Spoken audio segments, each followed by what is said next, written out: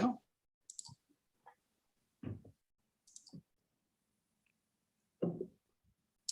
Hello, everyone, and welcome to our brand new µTAS YouTube Live series. Each week, leading up to the conference's abstract deadline, we'll have YouTube Live e-events from our conference officials and the µTAS community at large. But for today, we're excited to have our µTAS 2021 conference co-chairs, Amy Herr and Joel Voldman, to introduce our very first hybrid meeting. And starting with Amy. Thank you so much, Ryan. It is a pleasure to be here today with you and Joel. Thanks for inviting us, and we're pretty excited to share what's going to happen at µTAS 2021. So µTAS 2021, if you haven't been paying attention, is going to be a hybrid meeting this year. So it's a little bit different than remote, and it's a little bit different than in person, but we think it brings the best of both together. Sort of like chocolate and peanut butter, Reese's peanut butter cups. So it will be held in Palm Springs for the in-person component, and the remote or virtual component will be held on a pretty amazing platform that allows for communication between attendees on that platform, and autonomy for the attendees as well. So you can walk around and check out what's happening. Next slide, please. For a hybrid conference, we're pretty excited to have this opportunity, obviously, after a year or so of ups and downs for the world with the COVID pandemic. We do see this as an opportunity to be able to really open up a new paradigm for the µTAS conferences, but also really we feel for the future of conferences. So we know a lot of you are thinking about COVID right now, but we also know a lot of you are thinking about the climate crisis, and also just being able to be engaged from where you are in the world. And we're looking forward to being able to engage new researchers through the remote and in-person aspects as well. So if you take a look at the right-hand side of the slide in black, this is our mission, which is to create this welcoming and engaging forum for sharing, learning, and collaboration. So when you come to µTAS, you're going to see all of the elements that you treasure, whether you're a return attendee or a first-time attendee. So we are going to be able to offer to showcase your research through both oral and poster presentations. We have an amazing lineup of plenary presentations that are already posted on the µTAS 21 website, but we will also be adding keynote presentations as we move towards the conference, which is October 10th to 14th, 2021. In addition to that, we are working hard with our committees to develop networking and interpersonal communication channels. So whether you're on the ground in Palm Springs or you're remote, you'll be able to make new contacts and also follow up with old friends and colleagues. We also have a pretty interesting industry and exhibitor format using this hybrid approach. We have involvement from all kinds of industry for µTAS 21, allowing you to see the different products and services that are going to push your research to the next level, and also talk to our industry colleagues about the research that they're doing in R&D, and also thinking about your next career position. So networking involving your career development as well. Joel and I are also very excited to offer some new opportunities. And this is an experiment for us this year, but we have an amazing team of committees that are helping. And of course, if you have suggestions or questions, always feel to reach out through the µTAS website. But some of the things that are coming up are community events that are going to be happening in May. You're seeing some of those happening right now, these information sessions where we give you some information, share what we're thinking, and get your feedback.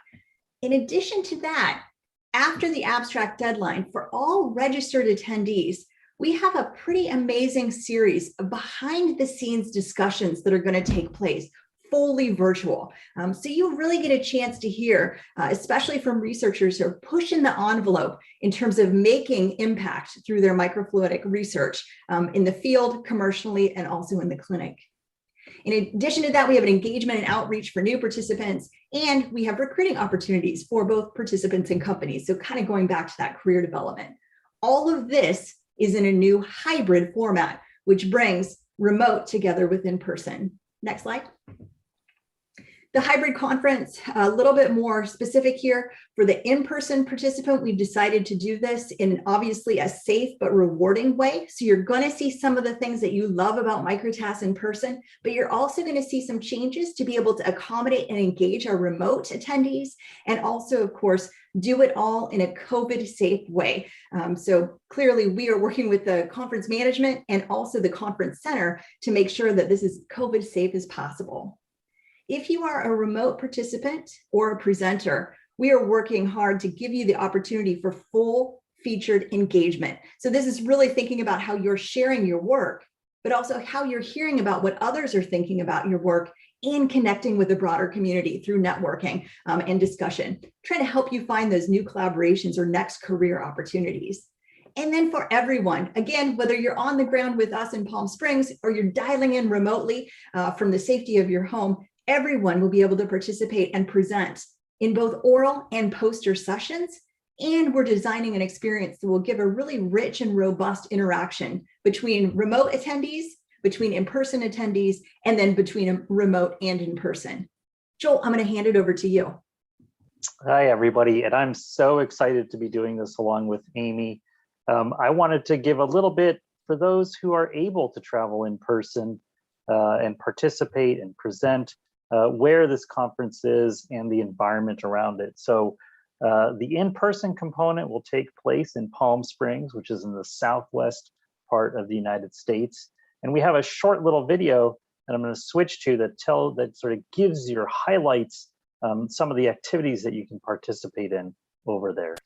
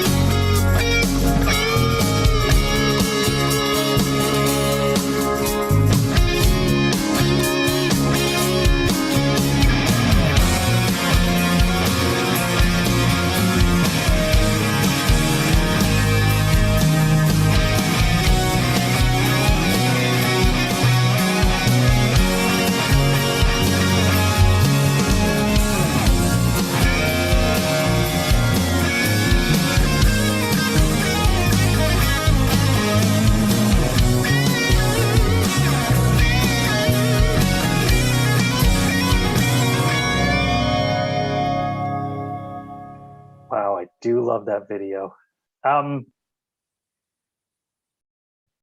So Palm Springs is in the southwest of California, and there's a huge a university ecosystem around up and down California, as well as an industrial and entrepreneurship ecosystem that for those who are able to participate in person, you can take advantage of. It's also really convenient. So this is a very small town. It's very easy to drive from the airport to the convention center and the hotels. There's a lot of lodging options, tons of restaurants.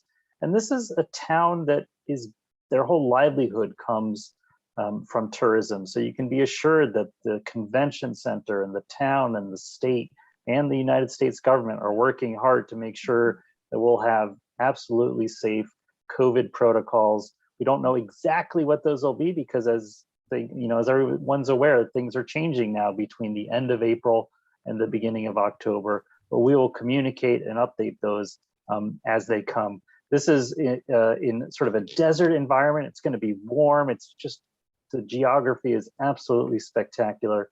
We hope that many of you who can travel will travel to Palm Springs. When you go to Palm Springs, there's a lot of things you can do, and many of them are outdoor, so they're especially safe both in the city and in the desert, as well as the beach. And finally, I'm going to conclude that we've posted our registration fees. Those are on the website. Just a little bit of how we set these. You know, µTAS is part of a nonprofit organization, or the CBMS. there's basically setting the fees by trying to break even when it's all said and done. There's a lot of uncertainty this year given COVID, and so we've tried to set the fees appropriately. If we go into the red a lot, then that makes it harder to do things like support student travel in upcoming years. We know that there's hesitancy and uncertainty about whether people can travel or not. So it's very easy to go from remote to in-person. So sign up for remote right now and then realize that you can travel in July, change to in-person at that time for the October conference. Also, you might be in person and then you realize, no, I don't feel safe traveling, change over to remote. So we're going to allow switching back and forth as well for the exhibitors and sponsors. We want to have in-person and remote opportunities for you. And those are available now. So we are happy to put you in contact with our fantastic exhibitor and sponsorship committee and talk with you about all the different options. Amy, I'm going to turn it back over to you to take us home. Thank you so much, Joel. So the big numbers that we'll ask you to remember, the one big number is June 1st. That's our abstract deadline. We talked about some of the hybrid events that are taking place before the conference. Once you submit your abstract, you're going to find out pretty soon after that whether or not it's been accepted, and if it's accepted for an oral presentation or a phenomenal poster presentation, which is my personal favorite format, in early July. You'll accept if you choose to participate at that time, and then we urge you to go ahead and register with the early bird, because as Joel mentioned, that lower rate, you'll be able to switch between the two without penalty. Next, please. So more information, please keep tuned to our website, checking periodically. So you see here the lineup for the next couple of weeks with Ryan, his fantastic YouTube live information series. We mentioned some of the signature series that we're rolling out, including the behind the scenes that'll happen after the abstract acceptances. We're also putting quite a bit of effort into thinking about new ways for mentoring and networking. So there will be some new programming that's going to become available as we move into the summer. This is the place to go, but you can also follow us on Twitter, which is listed below this, and we always appreciate the retweets as well. Next up. So with that, I'll say it one more time. June 1st is that abstract deadline. Please go ahead and submit that abstract. I think we're 30 some days out. Time flies for sure. I think on behalf of Joel and I, we really want to express that this conference and the sharing of information, the learning, the camaraderie, and the community that we have all depends on your involvement. So we're looking forward to including you, including your research, and we hope to see you remote or in person in October 10th through 14th, 2021. Back to you, Ryan. Great. All right. So we have a couple different questions in the chat, and so I'll kind of take them one by one. And then again, for anyone watching, please feel free to ask questions in the chat, and then I'll relay them to the conference chairs. And so the first question is, sorry, I might have missed this, but how do poster sessions work in hybrid? If I am remote, can I submit my abstract by June 1st, and if accepted, give a poster or give an oral presentation? Sure, I can take this one, Amy. So absolutely, you should submit your abstract, not considering whether you're going to be remote or in person. These are separable decisions. We want to see the best work, and you'll be able to do an oral presentation or a poster presentation, regardless of where you're situated. And we're thinking really carefully about all the different combinations. How does a remote presenter interact with a remote participant? How does a remote presenter interact with an in-person participant, and vice versa? And we think we have solutions for all of those. So just as an example, of course, it's very easy for an in-person presenter, a poster presenter, to talk with an in-person participant. It's also really straightforward these days to do virtual posters on some of the online conference applications and interact with with remote participants. But we're thinking about sort of those off diagonal terms. So can we set up the poster presentation approach so that the remote participant, for example, can show up, let's say, on a screen for the in-person presenter to interact with? So we think we can manage and actually have really good experiences for all of those, so that you can find the right technical content, you can deliver the right technical content, and you can find the people that you're trying to interact with as well. That is fantastic description, Joel. Thank you so much. And I'll amplify the one thing, which is we know that being virtual, being remote can be really frustrating and difficult in terms of having that autonomy to be able to communicate with others through question and answer, through discussion, or just kind of follow up and the random connections that you make. So as Joel was alluding to, we have some pretty exciting platforms and people that are engaged in trying to really reduce the friction in helping you be able to have those conversations, not just at your poster, but also outside of the poster as well. So stay tuned, please. So I think following up on that, actually, one of the most recent questions was, is there a way for remote attendees to network and connect with others in this hybrid format? Yeah, so maybe I'll give that a start. So there are several ways for remote attendees to interact and network. Certainly, we think the plenary presentations, the keynote presentations, and the oral presentations are trivial because we have a nice system that we test ran last year with our COVID pivot to remote, which was led by two amazing conference chairs and their teams. They stepped up to make sure that µTAS happened in 2020. And that fully remote format really allowed us to test drive some of these fundamental ideas. And so that we're really excited about being able to moderate and make sure that everyone who has a question or discussion for the time allotted, if you're remote or in person, is in the queue and you're called on and able to ask that question or engage in that discussion. So that's there. In terms of at the poster sessions and through those more small group based interactions, I think Joel and I and the team have been working on a couple of ways to do that, to be able to blend different formats that allow for a poster presenter to be able to share their work with a large group of people and also be able to share their work with a small group of people. So we see that small group interaction, especially for the remote people, facilitated by these virtual platforms that allow for autonomy. So it's not you go sit in a room in a Zoom and wait for someone to come talk to you. You're able to actually move around and see who's outside of your poster. And people who are looking at posters can see who's there and come when they're ready to do so. So you can actually move around in this virtual environment and be able to talk with people as well.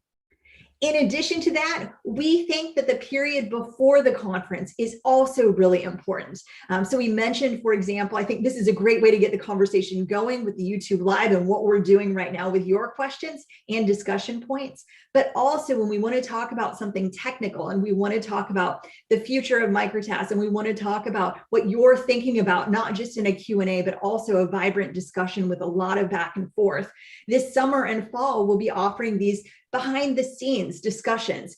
So everyone who's registered will be invited to attend, but those are really going to be designed to allow for discussion, not a formal presentation with the Q&A session at the end, but something that allows us to be able to have a moderated, really deep discussion. So we're pretty excited to do that. And Joel, I think I missed a ton of stuff. Do you want to take it over from here? You did a fantastic job at the super highest level. You have to reduce the energy barrier to make those interpersonal connections. And as Amy was alluding to, sometimes that you want to talk with, let's say, Ryan, so we have to make it easy for you to find Ryan. But the other thing is sometimes you feel like, oh, I've never met someone. So how do I go and talk with that person beforehand? Well, we want to have events beforehand where you can start to sort of break the ice, if you will, but also during the conference, having these ability to basically present to a large audience so that they say, oh, I actually want to go talk to that person, even if I'm remote and they're in person or vice versa. I think that will go a long way to making those connections. And once you've met someone, then it's super easy to say, well, actually, let's get back together, on the conference platform later and have a more low-key discussion. So it really starts to facilitate the in-person, remote, and sort of hybrid interactions.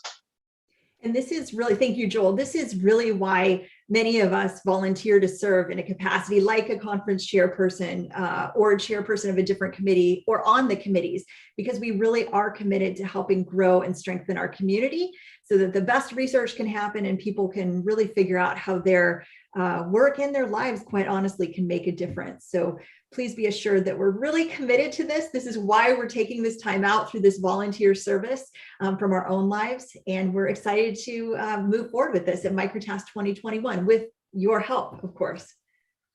And so another question is, if someone registers remote, but then after the early sign up decides that they can actually join in person, let's say they get a vaccine or something like that, and now they're able to, because obviously this is that kind of time, do they have to pay 2 registration fees, or is that kind of handled? Yeah, you can convert to the in-person fee that was the fee at the time that you signed up for remote. So if you sign up for early bird remote, and then in July or August, you realize that you can come in person, you can apply that fee entirely to the early bird in-person fee. So we don't want to penalize people for uncertainty.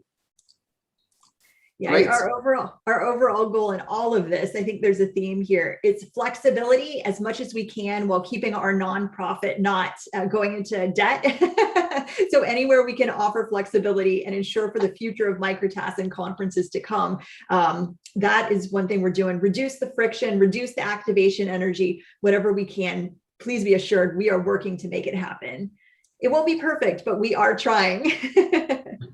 And so the last question is just to confirm. So one of the trademarks and highlights of µTAS events in the past were the oral presentations selected from the abstracts and given by students. And so to confirm, will this still be available this year? Confirmed, 100%. Sure. Great. All right. Well, thank you again to our µTAS 2021 conference co-chairs. And we hope to see everyone who's been watching again next week for to be presented at µTAS research teasers from investigators from around the globe. Bye, everyone.